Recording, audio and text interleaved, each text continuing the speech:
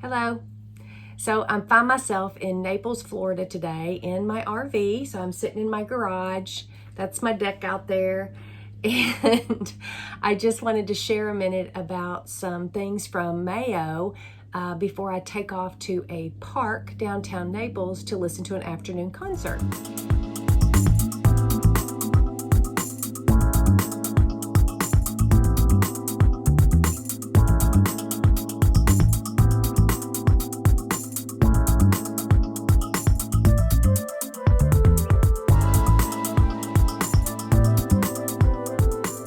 There's version A, B, and C. So the A version is who I was before I had chronic pain, and the B version is who I was with chronic pain, and the C version is who I will be as I apply the tools that Mayo has taught me to live with the chronic pain, but still with a full life. But nothing like A, nothing like B, just a new C. So version A. Version A would be considered pre-symptom or pre-chronic. Version A was based off of how I functioned. So I was active, I had a lot of fun, I had no limitations. I was also clear-headed and agile and independent, more fit, more reliable. I was definitely a yes person, and I was also very outgoing, very extroverted personality. My B version was more about my feelings. I was sad, depressed. I couldn't function very well. Stopped exercising because I didn't feel like it. I had a pain here, so I couldn't do this. I had a pain there, so I couldn't do that. Everything that I did evolved and revolved around how I was feeling. So I began to say no a lot more.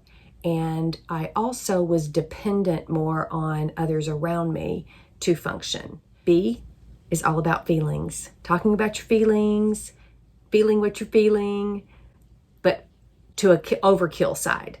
And then function, I was just functioning, so I didn't have any issues. So with version B, I also realized I was living in a chronic state. So version B was all about feeling, version A was all about function. So with the C version, it is all about not talking about how you're feeling so much and not worrying about your function so much, but it's learning to practice the skills that they've given you so that you can function at a great level in the C department. A big part of getting to version C, I am finding, is I had to mourn version A, the one that just functioned normally and didn't have any hitches in her giddy-up, living life. And then when the chronic came and version B happened, it was a huge dive into a pit. And so then version C is learning to grieve A, accepting B, and then learning new tools to function well in C.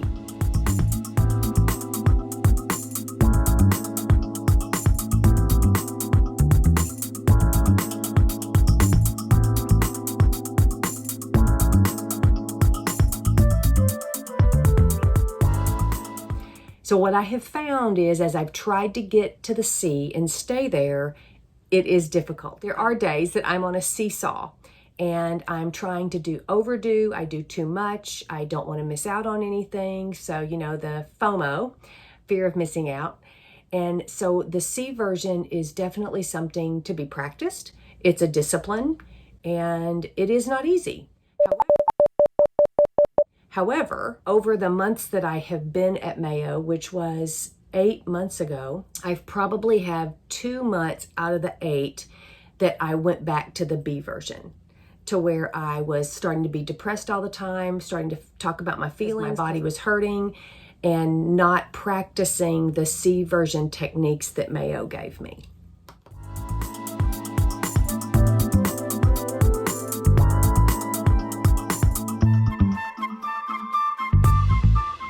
So as I have walked in the C version, which is all about self-care. And it does seem selfish sometimes. Actually, a lot of times it does, because it's hard and you have to be self-caring. You have to be taking care of yourself.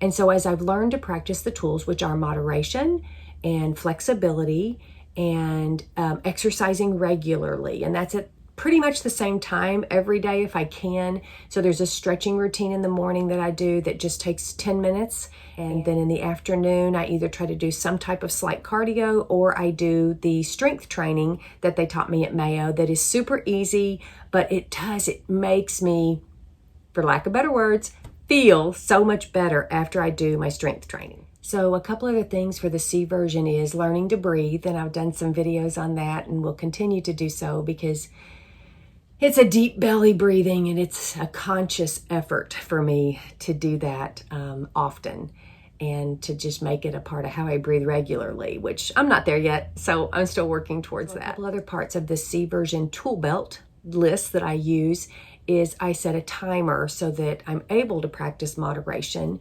and flexibility. So when I go to do something, if I set the timer for 20 minutes or an hour or whatever, then I make sure that when that timer goes off, I do get up and go do something else, or stretch, or whatever I need to do to break the longevity of that time span. So a timer is ideal.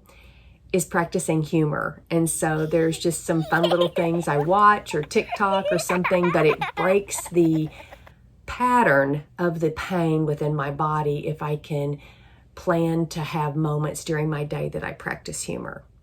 And last but not least is planning. And I'm not really good at this one, but I try. So I try to do a calendar, and I try to plan a week out.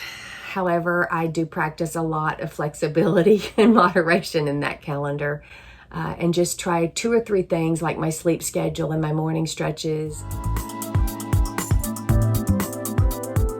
The timing thing and practicing the breathing. I do try to put those into the everyday life, even if I'm off on what my planning calendar, my scheduling calendar says to do. So, at 56, yeah, that's where I'm sitting right now. I'm going to be happy with C and just keep processing forward.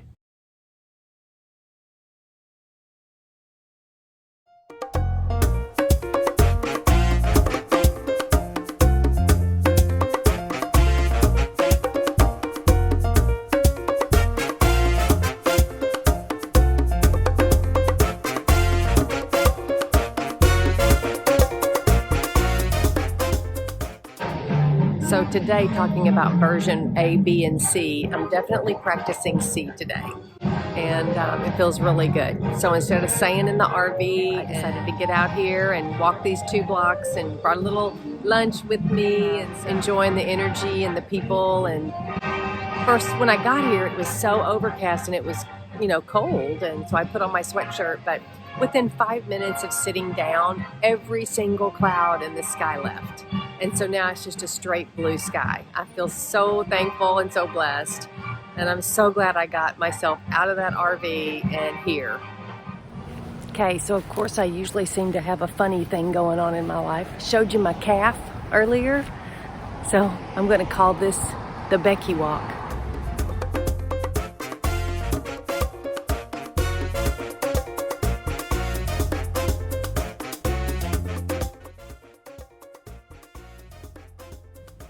Home away from home. It's our RV golf resort park that we stay in. It's a slab of concrete we bought in the very back last January. We sit on a little, we call it a pond, but it's a lake, but I think it's a pond lake. It is quite peaceful. The people here are so nice and so kind, and everybody loves being here and staying warm in the winter.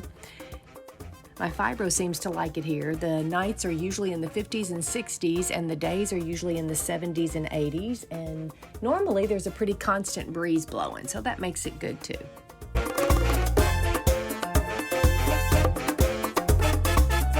Happy trails!